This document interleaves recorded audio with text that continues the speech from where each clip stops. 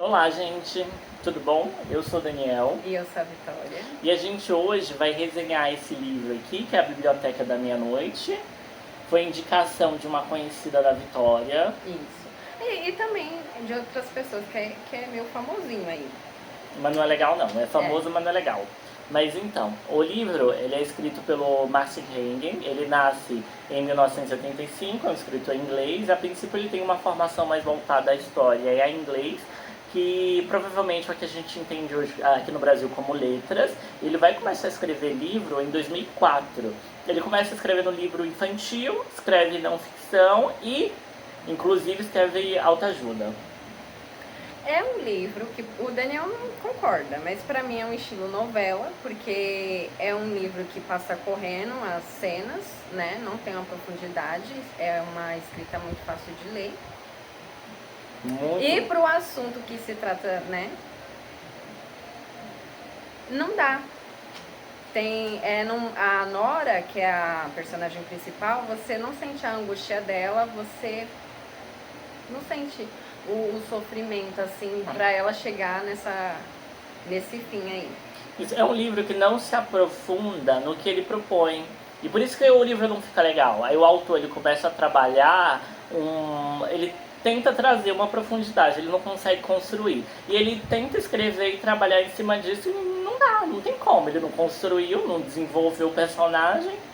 De certa forma, é um livro que serve pra quem tá começando a ler um livro, que nunca leu na vida. Realmente, Aí viu? você vai terminar, com certeza. Não, isso porque eu quase não terminei. Por preguiça. Eu li o livro rapidinho. É um livro que não é difícil. Eu tô acostumado a ler É. um livro um pouco mais difícil, um pouco mais longo. Esse aqui, lê num dia só, numa tarde. Eu acho que sobre esse assunto pode ser tratado até com a criança, jovens, adolescentes, porque é um livro fácil de ler. E não é tão profundo assim, não, pra você ficar se remoendo. Isso, a gente não fica imerso na angústia que ela tá sentindo e como as coisas para ela estão difíceis e como ela não tá conseguindo lidar. Isso. Isso, aí o livro, ele parte do pressuposto. Vou passar para vocês um resumo para que a gente consiga trabalhar em cima dele. Aí no livro a gente acompanha a vida de Nora. Nora acabou de acordar, ela tem uma notícia muito ruim, o vizinho tá lá, toque, toque na porta dela, o gato morreu. O gato que a Nora tinha ficou com Deus. Isso. E ele foi lá na gentileza, lá ajudar a enterrar. E é isso. Então, aí, a partir de então, a Nora, depois de receber essa péssima notícia, ela vai trabalhar. Quando ela chega no trabalho, o chefe dela não é uma pessoa muito legal, de certa forma ele é um pouco escroto, trata ela. E a loja, ela trabalha numa loja de instrumentos musicais, mas a loja tá pra falir. Não tá vendendo um instrumento nem nada, então vai falir. A Nora ela leva um pé na bunda. Com isso, ela fica desnorteada, ela se sente perdida. E nesse mesmo dia, ela tinha que dar uma aula de piano, que ela dá uma aula para adolescente para poder juntar um mais um e conseguir manter o mês. Tá difícil para todo mundo, né? Nesse mesmo dia ela teria que dar aula de piano para um adolescente, mas por conta das coisas, né, ela acaba chegando atrasado. A mãe da criança, do adolescente no caso, decide dispensar a Nora. Fala, Nora, não dá mais, esses atrasos não estão acontecendo de hoje, já é uma questão recorrente.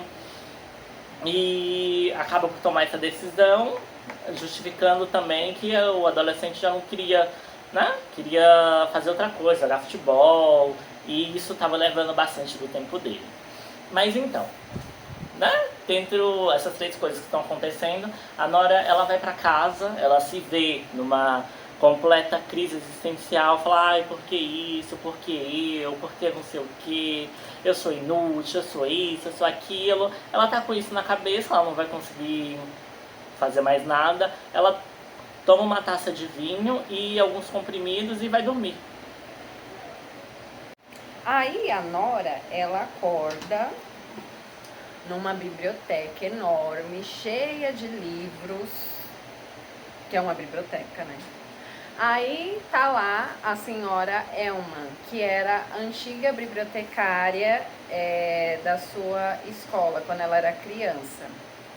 Que ela costumava conversar com ela, jogar xadrez, e é justamente isso que ela estava fazendo, a senhora Elma, jogando xadrez. Aí ela começa a se perguntar aonde é isso, o que é isso aqui, né? E ela fala que é a Biblioteca da Meia-Noite. Por que a Biblioteca da Meia-Noite? A senhora Elma, ela explica que cada livro é uma vida que ela poderia ter, uma chance. Então, a Biblioteca da Meia-Noite são opções, maneiras de viver, de todo tipo. Outros eus dela, de variadas formas. É parecido com o universo paralelo. Cada livro surge a partir de cada decisão que ela toma ao longo da vida. E se eu fizesse isso, ela acaba não fazendo.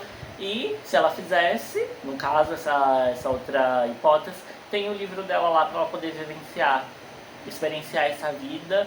E dentre todos esses livros, ela tem que escolher um para ela realmente viver e assim ser feliz, já que a vida dela tá toda cagada. E o perigo lá, né, que ela pode morrer definitivamente, é que se ela perder a vontade de continuar, ela perde a sua vida real. Então ela sempre tem que estar procurando ali pra ver o que ela realmente quer, senão já era. Aí ela vai ficar com Deus igual gato. Né?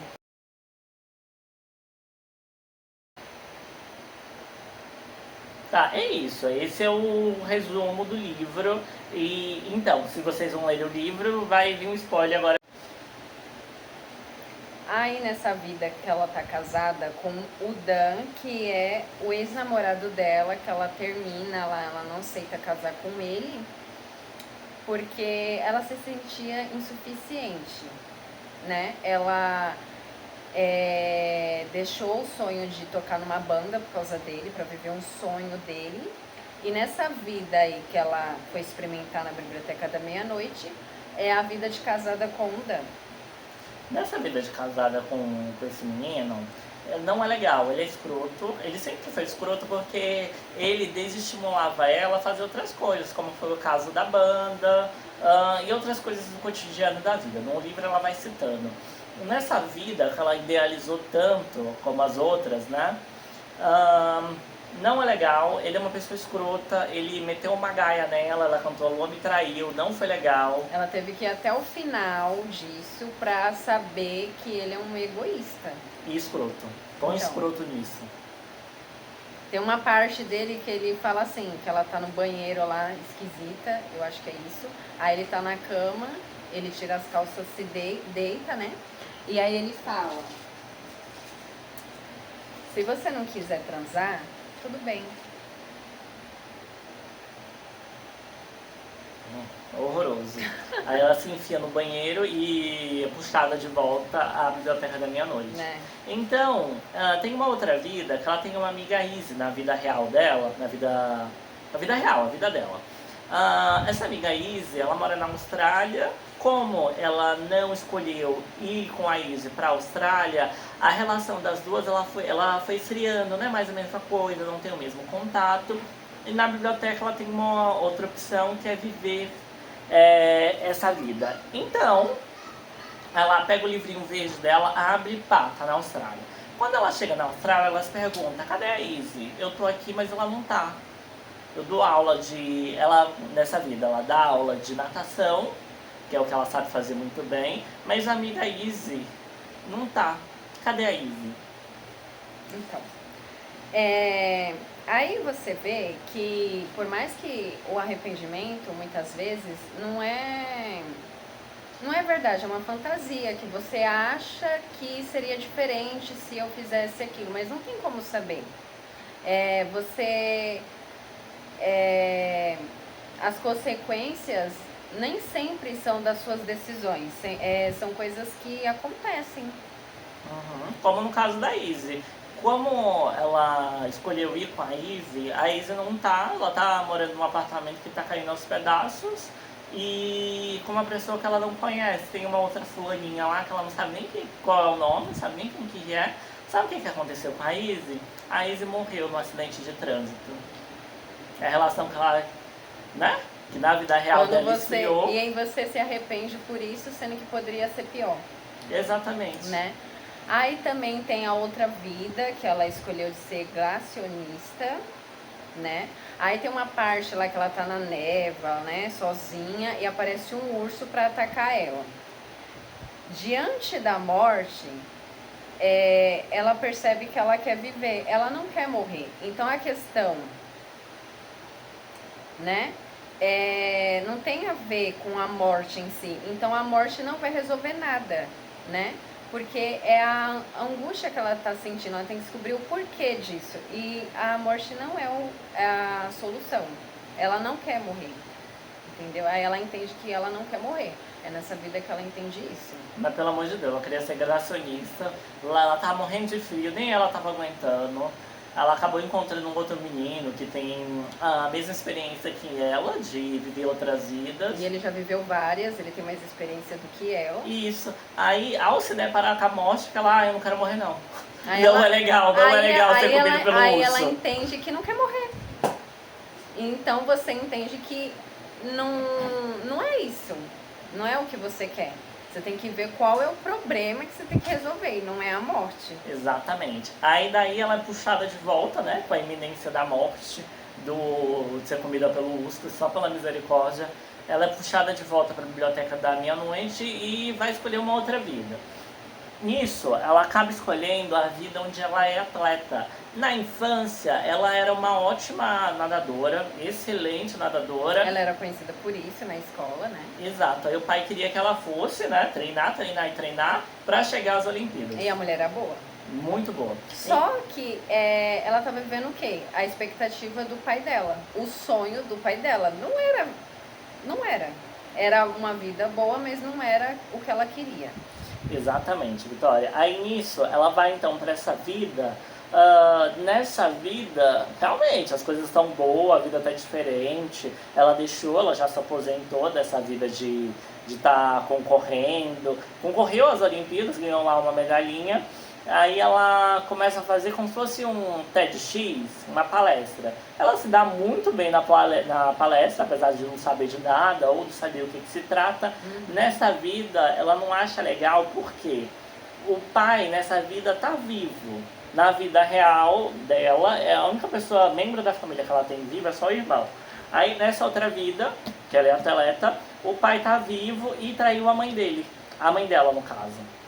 Meteu uma gaia na mãe dela. Aí, tipo, você vive a vida de uma pessoa, um sonho de uma pessoa porque você admira ela, porque, nossa, essa é um ídolo pra mim. E no final ele faz isso. É o exemplo, né? Realmente, gente. Então, tipo, pra que eu tô fazendo isso? Eu não tô fazendo nem pra mim. Eu tô fazendo com a pessoa e a pessoa ainda faz isso com a família. É por isso que a gente tem que, né, tomar o Se protagonismo. viver por si, né? Pelo amor de Deus. Tomar o protagonismo da nossa vida. Aí então ela acaba retornando para a biblioteca de novo, ela é puxada. E acaba entrando na vida que ela é cantora. A banda que ela tinha com o irmão, que foi o motivo de deles se separarem da briga e tudo mais, tá fazendo muito sucesso. Sabe o que tá fazendo sucesso? Ela tá na van e nessa vida ela foi namorada de um ator famoso que existe aqui na vida real e acaba conversando, conversa vai, conversa vem, acaba falando do irmão dela. Ela achou que ele estava vivo, mas nessa vida ele não estava. Ele tinha sido alcoólatra e, se eu não me engano, morreu num acidente. E isso é o que puxa ela de volta para a biblioteca. Uma vida, o pai dela traiu a mãe, numa outra vida o Dan é um filho da puta e ela conclui isso. Exatamente. E eu ainda falo aqui o negócio. Na outra vida a amiga dela morreu, ela tá desesperada, ela quer porque quer uma vida que seja parecida com o que ela tenha. Então, ela tá desesperada. Não é uma zoninha de conforto, parece que tá voltando a querer se aceitar e, é melhor estar no meu canto aqui mesmo. Aí, e ela se culpa do gato lá, de certa forma de, meu gato, não sei cuidar nem de um gato, entendeu? É isso. Aí ela quer uma vida que o gato esteja vivo, pra ela cuidar do gato lá. Eu só lembro que ela vê o gato deitado na cama e acha que ele tá dormindo. É isso, né? É isso mesmo. Aí ela mexe no gato e o gato não acorda. E aí ela bate um desespero e volta para a biblioteca e ela se pergunta para a senhora Elma, bibliotecária, mas por que isso? Mas por que ele morreu? Então, ao fim e ao cabo, o gato ele tinha um problema de saúde e ia morrer de qualquer forma. Aí nisso ela tá completamente desesperada, a biblioteca ela tá caindo aos pedaços. Então ela fala, eu quero uma vida totalmente diferente. Sabe o meu vizinho? Eu quero uma vida onde eu aceitei aquele convite dele para tomar café. Nisso ela entra numa vida que realmente, eu acho que depois de cantora, essa é a vida que ela achou a vida perfeita. Essa é a vida que ela queria viver. Nessa vida, ela é casada com esse vizinho. Nisso, eles têm uma filha, Uma é muito menininha fofinha. lá. Aí ela encontra o amor, o sentimento mais forte do mundo. Tem uma parte que ela tá tomando banho, aí ela passa a mão na cesárea dela, só que, tipo assim, tudo aquilo que ela sente não foi o que ela construiu, não foi o que ela vivenciou, ela só pegou o bonde andando. Então, não, ela sabe que não é dela, entendeu? Por mais que seja perfeito, lindo e tudo, não é dela. Exatamente. Essa é uma das minhas críticas a esse livro e tudo mais, porque eu acho que a Nora é tapada, porque não tem como.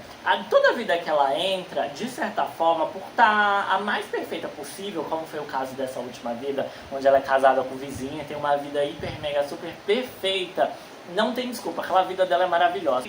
Mas tem alguma coisa ali que faz ela voltar. O que que é? Ela se sente uma intrusa. A cada vida que ela entra, ela se sente uma intrusa. É uma vida que não é dela. Não foi ela que construiu. Como a Vitória bem disse, ela pegou o bonde andando. E aqui tem uma parte que eu anotei dela, que ela fala, eu gostaria de experimentar a vida onde não estou empacada. Que vida seria essa? Aí a bibliotecária fala, não é você que deveria me dizer? Nem ela sabe o que ela quer. Gente, isso que me deixa indignado. Ao fim e ao cabo, ela fica com esse sentimento de se sentir uma usurpadora e vai escolher por voltar à vida original dela. Então, tem uma parte aí da vida real de Nora, do vizinho idoso, que ele precisa de remédio. Ela compra remédio pra ele. Ela faz a boa de ir na farmácia e comprar um remédio para ele, porque para ele a locomoção está um pouco mais difícil. E o filho desse vizinho quer que ele vá pro asilo. E ela descobre isso em uma das aventuras dela de vida lá. Ela encontra esse vizinho no asilo e aí ela vê que ele não reconhece ela e tal. E ela entende que, tipo assim, uma ação boa dela, que é bem simples, pode mudar um rumo de outra pessoa. É uma grande ação, para ela não significa nada, assim como dar aula de piano pro menino lá, que em outra vida, em uma das vidas que ela está experimentando, ela vê esse menino sendo enquadrado pela polícia e ele nem tchum pra ela, ele não conhece essa mulher, né? Ela fala, eu dou aula pra você, eu já dei aula pra você, você não dá. Então, não é tipo, você tá se culpando, você olha que a sua ação, que você achava que não significava nada, que não tem sentido nenhum, às vezes é uma coisa boa que você tá fazendo na vida de outra pessoa. Exatamente. Aí só para finalizar, a gente falou sobre o livro em si, sobre o livro aqui bonitinho, sobre a escrita, sobre a história, a gente de certa forma resenhou o livro. Agora, como o autor escreveu esse livro? Gente, é tudo muito previsível, não é um livro que vai te instigar de forma nenhuma. É como a Vitória disse, se tu nunca leu na vida, se tu pegar esse livro, tu vai gostar. Afinal, ele cita uma frase lá eu não sei o nome do filósofo lá, que não é aquilo para que você olha que importa, mas aquilo que você vê. Então, ela só mudou a expectativa de como ela olha a vida dela. E tudo melhora, é tipo um copo com água pela metade. Ou tá meio cheio para você, ou tá meio vazio. Exatamente. É a forma como você olha. É o que você vai fazer com a sua vida. Isso, é exemplo do emprego. Fala, gente, o chefe dela era escroto. Sabe aquele escroto? Era o chefe dela. Se fosse ela, tá vendo aquilo como um livramento. Sabe, vou procurar outro emprego, nunca mais vou ter um chefe igual tudo. Ela ia de lá xingando ele. Não preciso disso. Mas ela vai ficar triste. Tem outra coisa que eu queria falar sobre como o autor escreve o livro.